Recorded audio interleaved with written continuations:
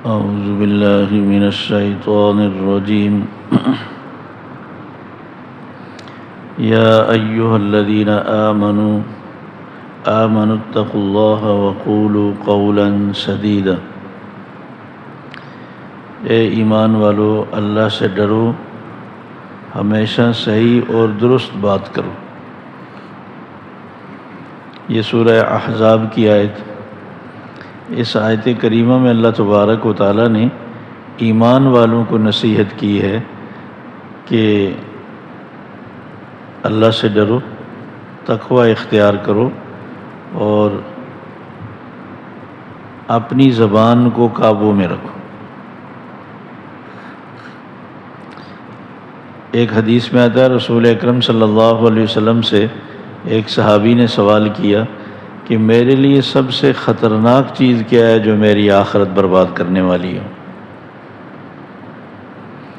ایک طرف میری نیکیاں، میری نمازیں، میری ساری عبادات، لیکن مجھے کون سی چیز ہے جو زیادہ خسارے، گھاٹے اور نقصان میں ڈالنے والی ہے، میں اس سے بچوں۔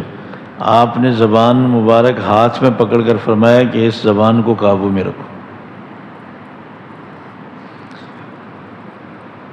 ہمیں جو روزہ رکھوایا جا رہا ہے نا، وہ اسی مقصد کے لیے رکھوایا جا رہا ہے کہ جس طرح آپ نے کھانے پینے سے اپنے آپ کو روکا ہے، غلط باتوں سے بھی، غلط چیزوں سے بھی اسی طرح اپنے آپ کو روک لیں۔ آپ سمجھتے ہیں کہ کھانے پینے سے اللہ ناراض ہوتے ہیں، تو یہ جو غلط باتیں زبان سے نکلتی ہیں، اس سے بھی اللہ ناراض ہوتے ہیں۔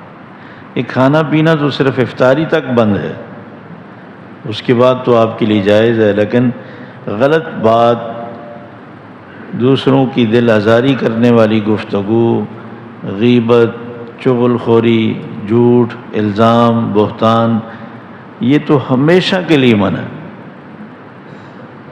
تو یہی چیز ہمیں ٹریننگ دی جا رہی ہے کہ اپنے آپ کو اس طرح ان سارے گناہوں سے روکیں۔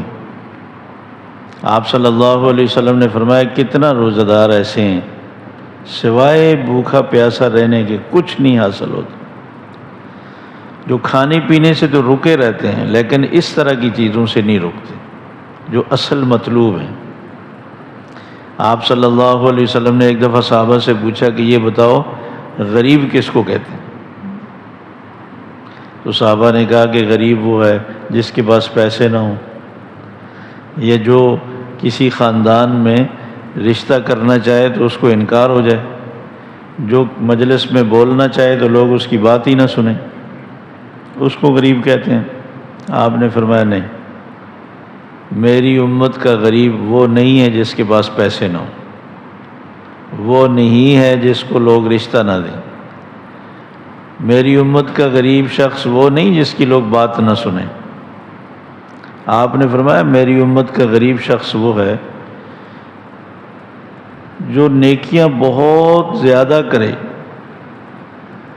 ڈھیر لگا دے، اس کے روزے، اس کے صدقہ خیرات، اس کی تلاوت، اس کی تسبیحات، اس کی تہجد، اس کی ہر اچھے کام اتنے زیادہ ہوں کہ لوگ بھی تعجب کریں، خوب عبادت گزار ہے، اور فرشتے بھی آخرت میں تعجب کریں گے کہ کتنی تیاری کر کے ہے۔ تو ایسے بندے کے لیے تو جنت طے ہے، جس کو لوگ اتنے تعجب سے دیکھ رہے ہوں، حیرت کر رہے ہوں اس کی نیکیوں پر۔ لیکن فرمایا لوگ جن کے حقوق اس نے مارے، جن کی دل آزاری کی، جن کے ساتھ غلط بیانی کی، جن کی چغلی کھائی، جن کے ساتھ جھوٹ بولا، جن کو دھوکہ دیا، جن کی دل آزاری کی، جن کو اذیت پہنچائی، تکلیف پہنچائی، وہ لوگ اللہ کی بارگاہ میں شکایتیں لے کر آئیں۔ تو اللہ تبارک و تعالیٰ کی طرف سے حکم ہوگا اس کی نیکیاں ان کو اٹھا اٹھا کے دو، جو شکایات لے کر آ رہے ہیں ان کو فارغ کرو، ان کو اس کی نیکیاں دیتے جاؤ۔ فرشتے اس کی نیکیاں دیتے دیتے دیتے دیتے دیتے وہ سارے جو ڈھیر نیکیوں کے ہوں گے وہ سب ختم ہو جائیں۔ فرشتے کہیں گے یا اللہ نیکیاں تو ختم ہوگی، اب کیا کریں؟ اللہ تعالیٰ فرمائیں گے اچھا یہ جن کی شکایات ہیں نا، ان کے گناہ اٹھا اٹھا کے اس کے ذمہ ڈالتے جاؤ۔ اب ان لوگوں کے گناہ اس کے ذمہ ڈالے جائیں گے، ڈالتے ڈالتے ڈالتے ڈالتے گناہوں کی اتنے ہی ڈھیر لگ جائیں گے کہ جتنی نیکیوں کے ڈھیر لے کر آیا تھا۔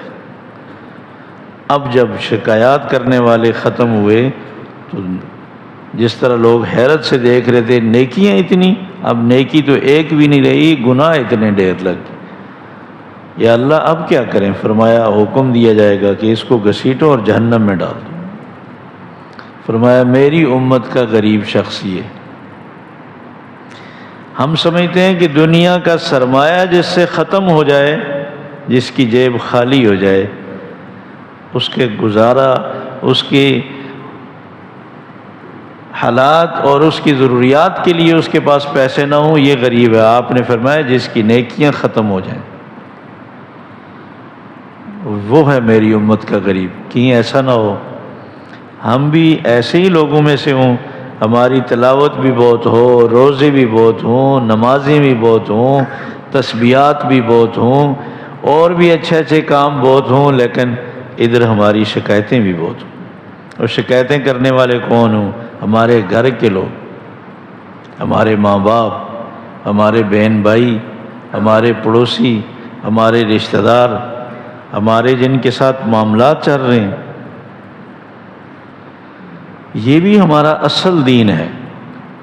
جس طرح روزہ چھوڑنا بے دینی ہے، نماز نہ پڑھنا بے دینی ہے، اور رمضان کے مہینے میں نیکی نہ کرنا یہ کتنی محرومی ہے۔ اور رمضان میں اگر آدمی اپنی نیکیوں کو محفوظ نہ کرے، روزہ رکھ کر بھی اگر انسان دوسرے گناہ نہ چھوڑے، اپنی زندگی جیسے چل رہی ہے اس کو ویسے ہی چلاتا رہے، تو یہ بھی بڑی بدنصیبی ہے، محرومی ہے۔ ہمیں اپنے باقی معاملات کو بھی دیکھنا ہے۔ جس طرح ہم وضو میں احتیاط کرتے ہیں کہ پانی حلق سے نیچے نہ جائے، اس طرح ہم نے یہ بھی دیکھنا ہے کہ ہم سے دوسرے گناہ بھی نہ ہوں، ہم سے جھوٹ نہ بولا جائے، غلط بیانی نہ ہو، کسی کا دل نہ دکھے، اور کوئی کسی قسم کا گناہ نہ ہو، تاکہ ہماری یہ نیکی محفوظ رہے۔ خدا نہ خواستہ کہیں ایسا نہ ہو نیکیوں کے تو ڈھیر لے کر ہم جائیں لیکن شکایات والے بھی کم نہ ہوں، تو پھر یہ ہماری نیکیاں ہمارے لیے کسی کام کی نہیں۔ یہ تو ہماری نیکیاں پھر سارے لوگ لے جائیں گے۔ نمازیں میں نے پڑھی، روزے میں نے رکھے، تلاوت میں نے کی، تہجد میں نے پڑھی، لیکن مجھے کوئی فائدہ نہیں ہوا۔ فائدہ تو ان کو ہوا جن سے میں نفرت کرتا رہا، فائدہ تو ان کو ہوا جن کو صبح و شام میں گالیاں دیتا رہا، فائدہ تو میری نمازوں سے ان کو ہوا جن کو میں ہمیشہ ذلیل اور رسوا کرتا رہا ان کی پیٹھ پیچھے کہ یہ ایسے ہیں، یہ ایسے ہیں، یہ ایسے ہیں۔ وہ تو بہت اچھے رہے، برا تو میں ہوا۔ گناہ تو انہوں نے کیے، سزا مجھے، گناہ تو انہوں نے کیے، سزا مجھے ہوئی۔ چور چور تو میں ان کو کہتا رہا لیکن سزا میں بھگت رہا ہوں، اس لیے کہ میں ویسے ہی لگا رہا اپنی نیکیوں میں ان کو دے کر، ان کے گناہ اپنے ذمہ لے کر بہت گھاٹے کا سودا میں نے کیا۔ رسول اکرم صلی اللہ علیہ وسلم نے اس طرف توجہ دلائی ہے کہ اس زبان کو بھی قابو میں رکھو۔ روزے کے ساتھ ساتھ ہمیں اپنے گناہوں پہ نظر رکھنی چاہیے، دوسروں کا نہیں، اپنا محاسبہ کرنے کی ضرورت ہے اور اپنا جائزہ لینے کی ضرورت ہے۔ کہ ایسا نہ ہو ہم نیکیاں تھیلے میں ڈال رہے ہوں اور نیچے سوراخ ہوں اور آخر میں ایک نیکی بھی تھیلے میں نہ ہو، تو یہ ہمارے لیے بڑا افسوس ہوگا کہ ہم نے سب مشقت برداشت کی، اتنی قربانیاں دی اور سب کچھ کیا لیکن حاصل کچھ نہ ہوا۔ اللہ تعالی ہمیں صحیح سمجھنے کی، عمل کی توفیق نصیب فرمائے۔ اللہم انت السلام منک السلام تبارکت یا ذا الجلال والاکرام۔ اللہم انا نسألک علما نافعا ورزقا طیبا وعملا متقبلا۔ یا اللہ ہمارے تمام صغیرہ کبیرہ گناہوں کو اپنے فضل سے معاف فرما دے۔ یا اللہ ہمیں قرآن و سنت کے مطابق سوچ نظریہ قائم کرنے کی توفیق نصیب فرما۔ یا اللہ ہمارے جذبات بھی قرآن و سنت کے مطابق بنا دے۔ یا اللہ ہماری سوچ بھی یا اللہ اچھی بنا دے۔ یا اللہ ہمارے اعلیٰ اخلاق نصیب فرما، ہمارے معاملات بھی درست فرما دے، یا اللہ ہمارے ظاہر کو باطن کو اپنی مرضی اور اپنی منشا کے مطابق بنا دے، یا اللہ ہمیں 100% قرآن و سنت کے مطابق زندگی گزارنے کی توفیق نصیب فرما، اچھا ماحول نصیب فرما، برے ماحول سے ہماری حفاظت فرما، نیکیوں کی محبت پیدا فرما دے، گناہوں کی نفرت پیدا فرما دے، یا اللہ جس طرح ہم بیماریوں سے ڈرتے ہیں بھاگتے ہیں، یا اللہ اس سے زیادہ گناہوں سے ڈرنے لگ جائیں، گناہوں سے بھاگنے لگ جائیں، یا اللہ جس طرح دنیا کی چیزوں سے ہمیں محبت ہے، یا اللہ اس سے کہیں زیادہ ہمیں نیکیوں سے محبت پیدا فرما دے، یا اللہ ہمارا خاتمہ ایمان پر فرمانا، یا اللہ ہماری جو نیکیاں ہیں یا اللہ ہمیں ان کی حفاظت کی توفیق نصیب فرما، یا اللہ دوسروں کے حقوق کا خیال رکھنے کی توفیق نصیب فرما، یا اللہ جو روزے کے مقاصد ہیں ہمیں ان مقاصد میں کامیاب فرما، یا اللہ ہمیں احتیاط اور تقوی والی زندگی نصیب فرما۔ اللہم صلی وسلم علی محمد وآلہ وآصحابہ۔